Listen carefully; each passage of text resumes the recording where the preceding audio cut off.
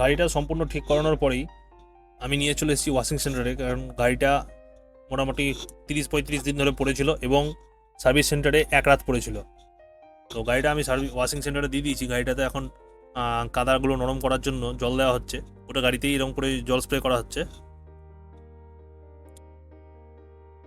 তলায় প্রচণ্ড কাদা ছিল, সেগুলো ধোয়া হচ্ছে। এবার দেখো কার শ্যাম্পু দিয়ে গাড়িটাকে একদম সুন্দর করে শ্যাম্পু মাখানো হচ্ছে। চাকা টাকা সমস্ত জায়গাতেই শ্যাম্পু দেওয়া হয়েছে। এবার কি খরচ হয়েছে গাড়িটাতে এবং কি হয়েছে সেটা তোমাদেরকে কিন্তু আমি লাস্টে বলবো। তার আগে ভিডিওটা যদি তোমাদের ভালো লেগে থাকে, এবং চেষ্টা করছি রেগুলার ভিডিও আপলোড করার, যদি তোমাদের আমার মেহনত একটুকু পছন্দ হয়ে থাকে তাহলে চ্যানেলটাকে সাবস্ক্রাইব করো এবং আমার ভিডিওগুলোকে লাইক করো। একটা টার্গেট নিয়েছি, সেই টার্গেটটা অ্যাচিভ করবো। তোমাদের সঙ্গ না থাকলে সেটা হবে না।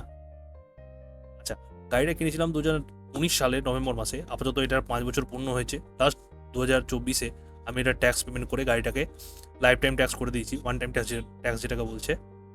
আর প্রথমেই করে দিলে আমার এই খরচাটা হতো না। গাড়িটার লুক এরকম এসছে, গাড়িতে একটাও স্ক্র্যাচ নেই, একদম নতুন হয়ে আছে, কারণ গাড়িটা চলেছেই 8,500 কিলোমিটারেরও কম। এই দেখো, এইটা হলো গাড়ির সেই গিয়ারের কেবেল আর শিফটার। তো ব্যাপারটা হলো এটা দেখো, আমাদের যেদিকে গিয়ার নব সেদিকে থাকে, এই দুটো অংশ, ঠিক আছে? তো এই দুটো দিয়ে আমরা গিয়ার সিলেক্ট করি গাড়ির ভেতর দিক থেকে, গিয়ার যে নব থেকে সেখান থেকে। আর এই দুটো দিক থেকে আমাদের ইঞ্জিন বেতে গিয়ার বক্সের সাথে কানেক্টেড। তো এর মধ্যে একটা গিয়ারের তার আছে, একটা গিয়ার শিফটার কেবল আছে, দুটো জিনিস আছে এতে। দেখো এই দুটো একদম দেখো কি সুন্দর হয়ে কেমন জঘন্য হয়ে গেছে। ওপরে দেখো সাদা সাদা চুনের মতো আছে, এগুলো তোমার ব্যাটারির যে জল তার ওভারফ্লোর জন্য হয়েছে। লাস্ট টাইম মিস্ত্রি ওভারফ্লো করে দিয়েছিল, একটু বেশি জল ঢেলে দিয়েছিল, কারণ আমি ভাই এই সমস্ত জিনিস পারি না, ব্যাটারির কাজ আমি কিছু জানি না। আর এই দিকগুলো দেখো কি সুন্দর নতুন হয়ে আছে, যেহেতু এগুলো গাড়ির ভেতরে থাকে আর এটা গাড়ির ইঞ্জিন বের দিকে থাকে, তাই এই অবস্থা। তো আমার গাড়িটা পরের দিন ঠিক হয়ে গেছিলো।